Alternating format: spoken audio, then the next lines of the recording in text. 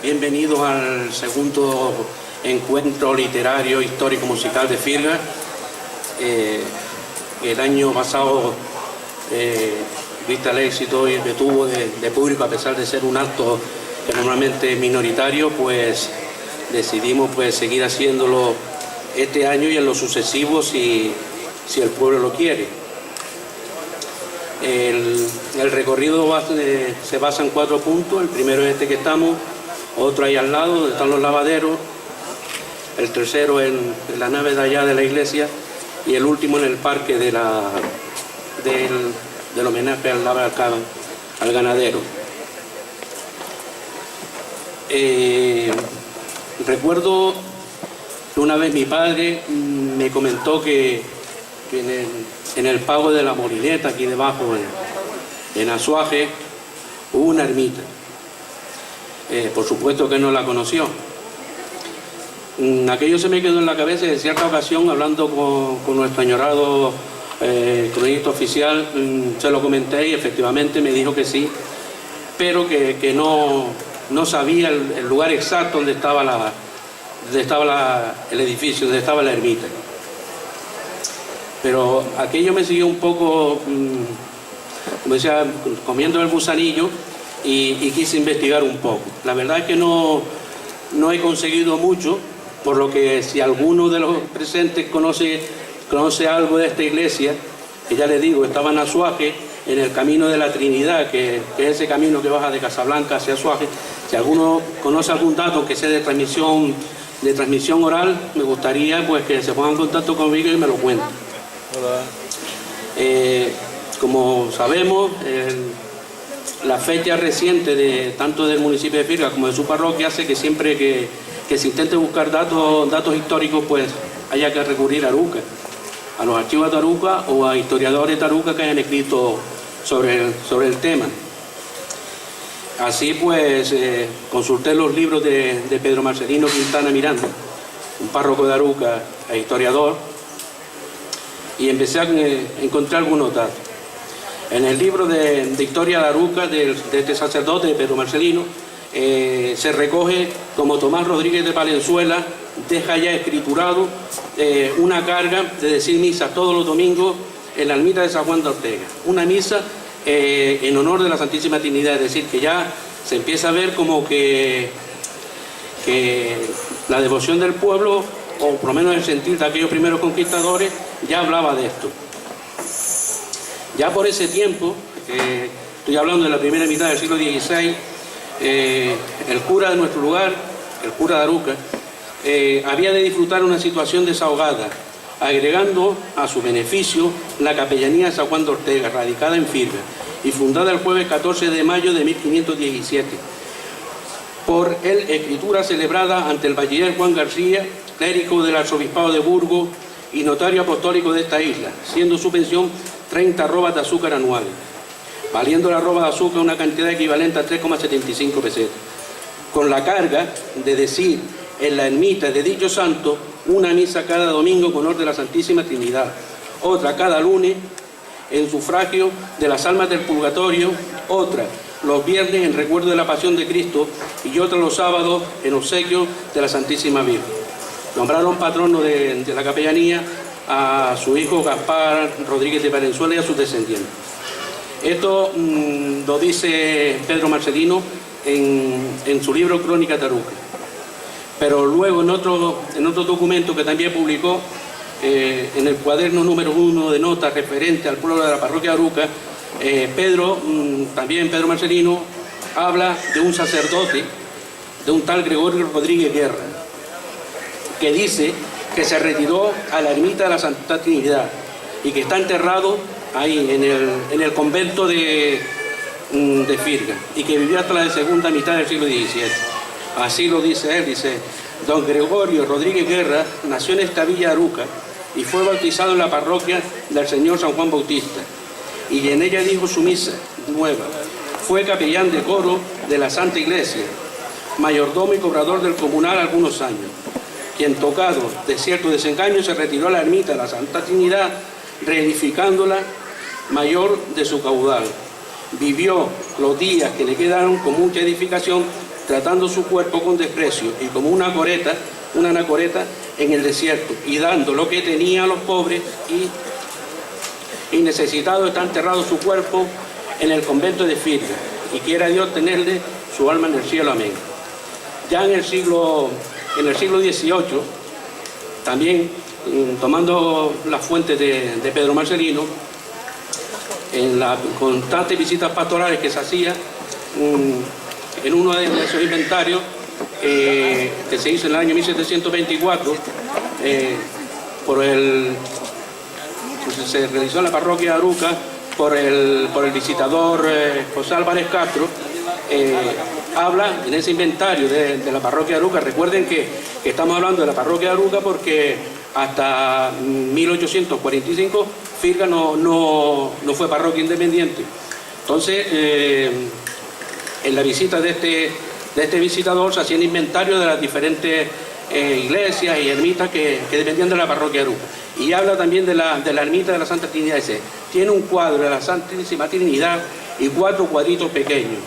Ornamentos los necesarios, es decir, una ermita humilde. Luego, 63 años después, referidos a una nueva visita, Pedro Marcelino escribe: visitó las ermitas que se citan en la página 228 y 229 de este cuaderno, menos la de la Santísima Trinidad, tal vez estuviera deshecha. Es decir, que en opinión de Pedro Marcelino Quintana Miranda, a finales del siglo XVIII, la ermita de la Santa Trinidad de abajo del Pago de la Molineta, pues ya había desaparecido. Eso es todo lo que hasta ahora he conseguido recopilar sobre esta ermita, y le dejo paso a Mari Carmen para que lea uno de mis cuentos que suelo escribir en Navidad, y sobre todo también por el tema de los finados, más que nada para reivindicar un poco lo nuestro, ¿no? Ya está bien de Papá Noel y de esta historia, entonces pues un poco como reivindicación escribo un cuento. Este cuento, como es casi todo lo que suelo escribir, pues está inspirado aquí en el barranco de Azuaje, y está dedicado pues a la memoria no solo de mi padre, sino de todos los que, y en Firga son muchos los que han vivido y han sacado su sustento en ese barranco. Buenas tardes. El invitado. Un cuento para la Nochebuena. Cuento de Navidad dedicado a la memoria de mi padre, que pasó gran parte de su vida arrancándole el agua a las entrañas de la tierra. Prisionero entre enormes paredes de basalto casi verticales y cubiertas de lechos y otras plantas rubícolas, el barranco de Azuaje adormecía arrullado por el monótono y relajante rumor de las aguas que, libres y retosaban por el pequeño reguero, lamiendo y salpicando de verdes las piedras a su paso.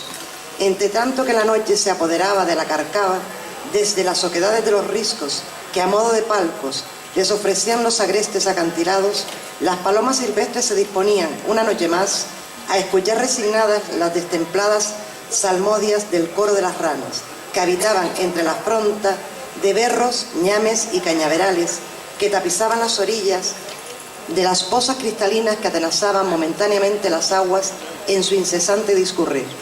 Indiferente a los ruidos que lo rodeaban, Matías, sentado en un pollete junto a la puerta de la sala de máquinas de uno de los muchos pozos que desangraban las profundidades de la cuenca de Azuaje, permanecía absorto, mirando como un trocito de cielo se colocaba entre las escarpadas paredes del barranco, sembrando en los charcos que se formaban en su cauce monojitos de estrellas que reflejaban en sus aguas. Nada en el ambiente parecía indicar que aquella incipiente noche del 24 de diciembre debía ser diferente a otras noches.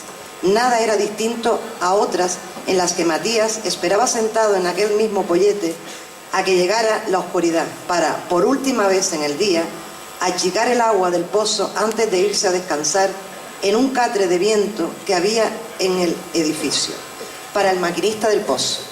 Aquella noche no tenía nada especial porque las mismas estrellas que en la paz del barranco hacían refulgir las aguas de los picantones, en otras partes del mundo eran incapaces de hacer brillar los ojos opacos de muchos niños que sufrían los horrores de la guerra, el hambre o la prostitución. Las mismas estrellas que se reflejaban en las aguas de los charcos en otros lugares del planeta eran eclipsadas por las fuentes de neón de la opulencia, del derroche y del consumismo de las ciudades de los países ricos.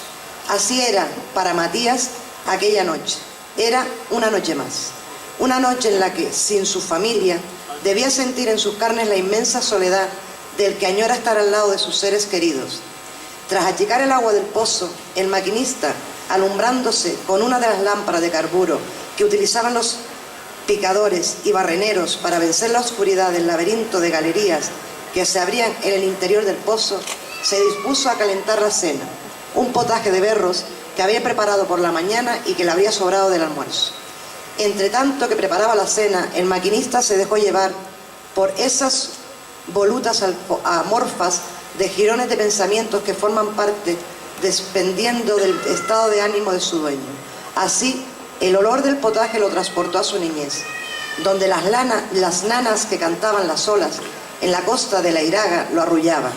Más tarde, las caricias en su rostro que le ofrecía la brisa, que hacía estremecer a las sombras de las plataneras de los días de verano, mientras él cargaba los racimos de plátanos recién cortados, el olor entrañable de las vacas de su padre, el ajetreo de la tienda de aceite y vinagre, donde todavía siendo niño comenzó a trabajar por primera vez. De pronto, una voz que lo llamaba desde la puerta abierta de la sala de máquinas, además de interrumpir sus pensamientos, le sobresaltó de tal manera que casi se le cae de las manos el plato abollado de aluminio que contenía su cena. Guiado por la voz que lo llamaba, el maquinista dirigió su mirada hacia la puerta de la sala de máquinas. Allí, como si fuera un espectro, se tratara, la silueta de un hombre se dibujaba en la penumbra. La vestimenta andrajosa del recién llegado, sus piernas abiertas y algo encorvadas, y el saco de arpillera que llevaba colgado a sus espaldas, le resultó familiar.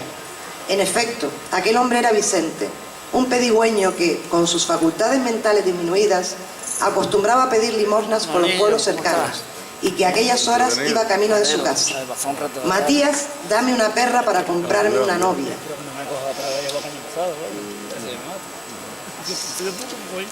Perdón, volvió a repetir Vicente desde la puerta de la sala de máquinas, provocando una sonrisa en el maquinista. Matías, acercándose al visitante, observó que estaba tiritando de frío, por lo que le invitó a pasar al interior del edificio para después sentarlo a su lado, compartir su cena con él. Mientras cenaba, el maquinista dirigía una y otra vez la mirada al rostro de su invitado. A pesar de estar marcada por los muchos años de sufrimiento a causa de la incomprensión y la burla recibidas por seres diferentes, la cara de Vicente se transmitía un halo de serenidad que, acentuado por el brillo de sus ojos, que irradiaba la inocencia de un corazón que siempre quiso ser niño, hacía de Vicente más un ser angelical que un pobre limosnero con sus capacidades físicas y mentales mermadas. Después de cenar, cuando la silueta de su invitado desapareció, devorada por la noche, aguas abajo del barranco, el solitario y desconcertado maquinista cerró las puertas del pozo, se dispuso a calentar la cena. Creo que me liamos.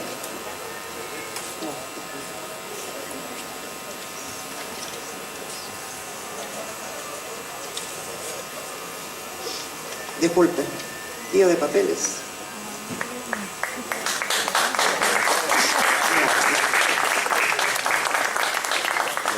Desplegó su catre de viento y, arrullado por el coro de ranas, se dispuso a pasar la noche como otra noche cualquiera en soledad. Bueno, como otra noche cualquiera no, porque esa noche de 24 de diciembre, Matías, el solitario maquinista de un pozo del barranco de Azuaje, tuvo la suerte de compartir su cena con el espíritu de la Navidad. Fue así porque el verdadero espíritu navideño solo se puede encontrar en las personas que, como Vicente, tienen un corazón humilde, limpio de venganzas y otras emociones dañinas que son capaces de aniquilar lo que de humano tienen de las personas para convertirlos en monstruos sin escrúpulos. Cualquier parecido con la realidad no es mera coincidencia, ya que los dos personajes que aparecen en este relato existieron. El maquinista era mi padre y Vicente, uno de esos hombres que, humildes, que sin proponérselos quedan siempre en la memoria de los que, como yo, tuvieron la suerte de conocerlos. 3 párrafos llenos de poesías para describir Firgas. Nos gustaría terminar esta segunda edición del recorrido y continuar pasándole la siguiente parte al compañero. Gracias, buenas tardes. Supongo que ya muchos de los que están aquí, sobre todo personas mayores, recordarán no solamente a mi padre, sino a Vicente, seguro que sí. Mi afición por ese barranco, por escribir sobre el barranco, por inventarme mis novelas, me ha llevado no solo a escribir un relato corto, sino algo más suculento, digamos. Este año he tenido la suerte que algún editor por ahí se ha apiadado de mí y me han publicado una novela que se llama Entre Doramas y Cuatemas. No podía ser de otra forma el nombre, asociando a Doramas, a este barranco y a mis recuerdos de la infancia. Les quiero leer un trocito muy pequeño del libro, porque si no, no lo compren ustedes cuando llegue el momento. Roque nunca entendió el motivo por el que lo separaron de su padre. Un día, mientras ayudaba a su abuela a picar las piedras del molino, le preguntó a este que qué cosas malas había hecho su padre para que se lo llevara. Al instante, el viejo molinero dejó de picar la piedra y, dirigiendo su mirada directamente a los ojos del niño, le dijo: el único motivo por el que se llevaron a tu padre fue por ser un hombre decente. A lo que el niño le respondió: pero abuelo, eso no es un motivo. Eso es, hijo. No hubo motivo alguno para que te apartaran de tu padre. Además, nunca hay motivo para asesinar a una persona, le contestó el abuelo. Esto se refiere a cuando el golpe de Estado militar del 36, pues de los muchos represaliados que por el régimen que una noche cualquiera desaparecieron de sus casas. Unos aparecieron en campos de concentraciones y otros, pues por desgracia, no han aparecido, ¿no? Este hombre se fue a América, se marchó y allí, pues, con la nobleza de todos los canarios se formó, y aquel odio que llevó al principio se convirtió en madurez y en formación. Y en su momento, este Roque de Firgas, claro, no podía ser de otra forma su nombre, escribió: qué dulce sentimiento me atenaza, qué pasión tan sublime me doblega, qué sello que mi pensamiento entrega a este halo irreflexivo que me abraza. El néctar de tus pechos destilados, quisiera yo en mi boca recogerlo, para así, sin siquiera tú saberlo, avivar este fuego que me has dado. Fundirme con tu cuerpo en un abrazo, sintiendo que en mi pecho tus pitones liberan lujurioso mis pasiones, cual reo redimido de su lazo. Vencido tu pudor y ya entregado en el clima de la concupiscencia, te optaré del jardín de la inocencia la virtud que celosa tú has guardado. Bien, con este poema le dejamos paso al grupo, al cuarteto Azuac.